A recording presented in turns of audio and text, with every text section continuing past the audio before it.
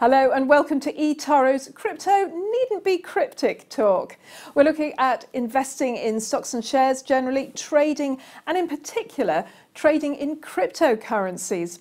And to help me with this, I have, I would say, one of the world's leading experts in cryptocurrencies, JayNemesis, also known to his friends as Jay Smith. You are pretty much a world expert in it now, aren't you? Yeah, I think so. At your tender age of 28, but then of course it is a really young technology, let's be honest. Yeah, very new. So what got you into trading in the first place? I'd wanted to trade for quite a long time. I'd always been looking at the stock market since I was about 13 and kind of wondering how they work and learning about economics and stuff just in my spare time. My parents thought I was mad. Yeah, I started on pretty much the first trading website I found that would allow me to start with a small amount, and then a few years later I moved to eToro because of the social aspects and things. So was it the social aspect? Was it mainly? It was a combination of things. It was having the walls and the feed so I could chat to other people about what they're investing in. The fact that it was CFDs, which meant that I could buy stocks that I wouldn't normally be able to afford, such as Google. Yeah. And also they'd just added cryptocurrencies, they'd added Bitcoin. So that's actually where I heard about it. I was looking for one at the time. But what is a cryptocurrency? What does it mean? So the first cryptocurrency was Bitcoin. Cryptocurrencies are basically decentralized money on the internet, which means that it is not physical. There's no physical coins or anything like that. It's all stored in an online database called the blockchain. Mm-hmm. And every 10 minutes that updates with all of the new transactions that have taken place during that 10-minute period, and all of the transactions are verified by computers around the internet. So Bitcoin's actually got the world's biggest supercomputer powering it. So you're saying it's decentralized. So by that you mean... There is no company in charge of it. There's no CEO of Bitcoin. There is no board that decides things. Everything is decided by the community. Yeah, and no, crucially, no country. No, there's no nationality, nothing. Mm. Yeah. How are people using it? So I, for example, have bought components for my PC with it. I bought a T-shirt a few weeks ago. In other countries, there's various reasons. So in South America, they mainly use it as a hedge because the currency inflation rates there are sky high. Mm. In India, they've started confiscating gold, so they're using it to try and protect some of their wealth. In Japan, they recently made it legal for it to be used in shops and things like that. So it's boomed in Japan and South Korea as a result. But how are people getting hold of the Bitcoin in the first place? Because you're saying it's really difficult to get it. It is still difficult, but it's also peer-to-peer. There's no reason that you couldn't approach me in the street and say, "Hi, I'd like to buy some Bitcoin." Oh, right. There's no reason that we won't see Bitcoin ATMs and exchanges popping up on the street. In fact, there are already ATMs around London that you can go to and put in a £5 note and take out 0.00 whatever Bitcoin. So how did Bitcoin get its value in the first place? The first recorded transaction that actually had value attached to it was a guy buying pizza. So he basically put out a call on a forum saying, "I want to buy something of value, I'd like to buy some pizza." And someone else responded and asked him what type of pizza he'd like and where he lived, and ordered a pizza for him. And it cost, it was 2 pizzas, pepperoni, and it cost 10,000 Bitcoins. 10,000? So but Bitcoin's now worth what? So that would now be worth $24 million. That's an expensive pizza. I hope you have more Bitcoin. Where do you see the value of Bitcoin going? Because it's what? $2 grand at the moment, $2,000? $2,400 at the moment, currently. Okay. It's had a few bumps on the way, but I did call at the beginning of the year that I thought it would head up to 2,000 to 2,500. Now that we're almost 6 months in, I think that it could well go higher, actually. I think there's potential, if the conditions are correct, that Bitcoin could bubble to 5,000, even 10,000 by the end of the year. By the end of the year? But with a lot of fluctuations in the middle. Yeah. That sounds like easy money to me. I mean, if you're right. A lot of people think of it that way, but it is dangerous to do that because it's open source, everyone is competing with it all the time. People are always trying to build a better one.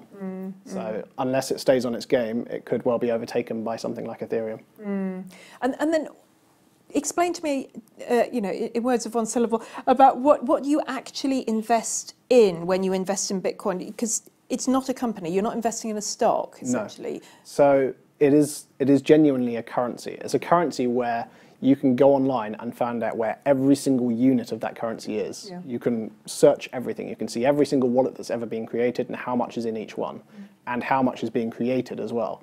And so there's no company in control of it. You're literally just buying some of those coins. What about Ethereum, though? Because that's a different thing. Yeah, so Bitcoin and Ethereum and most cryptocurrencies are split into 3 different categories, I think, which is a commodity, which is designed to go up in value, a store of value much more like gold or silver. There's the currency side of it, so that you can spend it wherever you want to spend the currency, the same as normal. And then finally, there's the technology side. That's the side that Ethereum is really focused on. So that's more things you can build on top of it, applications, even in the sense of real apps on phones.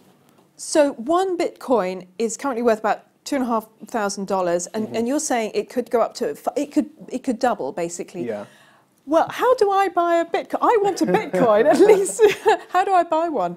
So buying traditionally through, different exchanges and stuff is quite difficult. There's a lot of bad regulation and a lot of dodgy websites, effectively. So probably the easiest way to do it would be using something such as eToro. But I would probably urge no one to sell their kids for one or anything crazy like that. Yeah, because if nothing is definite, obviously, but if you think it's likely to double, part of you would think, oh, well, I'll sell everything else and buy that, but it's not definite, is it? I mean, even my own portfolio on eToro, if anyone goes and has a look at that, I only have about 40% of that assigned to cryptocurrencies. Okay. So I still trade stocks and other things on the side. And obviously that's not my entire wealth. No. I have a house, for example. So yeah, just invest sensibly. Realistically, it's going to go up enough that you're going to make some good money out of it. Yeah, but hold back that greed. Yeah. So what ways can I, or anybody, invest in cryptocurrencies? So obviously you can invest through me. There are also other traders you can invest through. There's Bitcoin itself you can trade, Ethereum you can trade. There are other currencies coming soon, and there is their new crypto copy fund as well, which I think currently has Ethereum and Bitcoin in it, but I imagine they'll put the others in there as well at some point. So this is just on eToro? Yeah, it's in beta at the moment. So if it's so transparent, if you can see everything, how come Bitcoin particularly has been and is being used so much by criminals? I mean, this is what we all hear about. Yeah, Bitcoin, dodgy, dark web. Probably the best example of that recently would be the NHS scandal. Realistically, if you look at how much Bitcoin is being used for crime or terrorism or anything like that compared to other currencies, it's less than pretty much every other major currency. The US dollar is used much more, for example. It is being used. And it can be quite difficult to track down because there is no way of you just sort of closing someone's account. But because everything is transparent, it's quite easy to see where the money's gone. So, for example, the NHS scam, 8 Bitcoins in total have been sent to those addresses currently. Right, okay. Which isn't a massive amount of money. No. People would think there would be a lot more because that wasn't just the NHS, that was the whole world. So if you actually look at it, there's not very much money that's going through it, first of all, for those kind of things. And second of all, we can see it. We can see when it moves and we can trace it, and it's through investigations using those techniques that police in America and stuff have been able to shut down different drugs websites and things like that. So you do feel that, I mean, from what you're saying, it sounds, not only does it have a future, but it could take over from sovereign currencies, for example. Yes. Sterling, euros. There's a lot of different use cases for it. So over in Iceland and in Sweden, they've been doing experiments using it as a sovereign currency. Hull, actually, the city of Hull has its own cryptocurrency called Hull Coin. So they've tried using that to try and keep money within Hull. Yeah. So there's a lot of different experiments going on. You can change inflation rates because it's all just code. So you can change what the inflation rate is. You can change absolutely everything about the currency, where it accepts it, where it doesn't. And because it's open source, anyone can create their own. So it's a good point. I mean, we'll come on to blockchain in a moment, but talking about different types of cryptocurrency. If anybody's heard of it, heard of Bitcoin. Yeah. But there are others, aren't there? And I think you already invest in another one. Yeah, so there's about 700 in total currently, and that's growing quite substantially. Okay. The second largest is one called Ethereum, which is quite recent. It only started a couple of years ago. Ethereum it's trying to do something entirely different to Bitcoin. So Bitcoin's focus is, I want to be a store of value and I want to be a currency. Okay. Ethereum wants to be a database. So Ethereum allows people to create currencies on top of it, and companies on top of it, and all of these different applications. So you have things like cloud storage companies, where you as a user can rent out hard drive space and people pay you with a cryptocurrency for that space. So in a way it's like Uber in a kind of way. So yes, it's a platform. It's decentralizing everything. Things like Uber are very likely to end up using it at some point, because it takes out Uber from the equation. You don't need Uber if you've got a decentralized network of computers that make all of the decisions. Amazing. So, okay, there's 700 odd.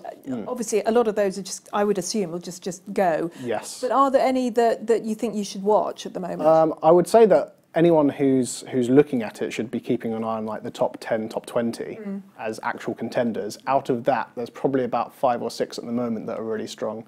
The big two are obviously Bitcoin and Ethereum, but there are others that are trying to do different things, such as Ripple, which is really focused on regulation. So it's effectively a regulated Bitcoin. It is controlled. You know who's created it. There's a set group of people that are in charge of the code. Okay, and as a result, it means that they can work with banks and things like that a lot more easily, because they can adhere to all the regulations that apply in different countries. So what do you feel is the future for blockchain cryptocurrency? It seems to be moving very, very fast. Yeah, it's very hard to keep track of. Because of the fact that there are so many cryptocurrencies, you never know what's going to be the next Bitcoin. Is Bitcoin going to be the next Bitcoin? You know, Yes. Recently we've seen Ethereum, for example, take a massive chunk of the market cap. Bitcoin sat at about 90% of the total value of all of the cryptocurrencies that existed until this year, and now it's below 50%. It's the first time that's happened, and it's because of all of these other applications starting to find their feet and people having easier access to them to invest in them as well. Now, you're one of the leading popular investors on eToro. How did that happen? Kind of by accident. So I was trading away on eToro quite happily, you know, chatting with other investors and things, but I wasn't really focused on becoming someone that was copied. I was just doing my own thing. But because of my track record and because of the fact that it's visible, a lot of my colleagues at work started to see it, a lot of friends and family started to see it, and a lot of just total strangers on the platform started to look at my profile, see my profits, and decide that they wanted to, you know, allow me to control some of their money. So I have. Which is great. And, so you've got, how many people are investing in you? About 3,500 people so far. Wow, that's a lot of friends. Yeah. I don't know all their names. Oh, how does that actually work then? Do they give you their money? So basically it copies percentages of my trades. So I just trade like normal. I don't have direct control over their money or anything like that.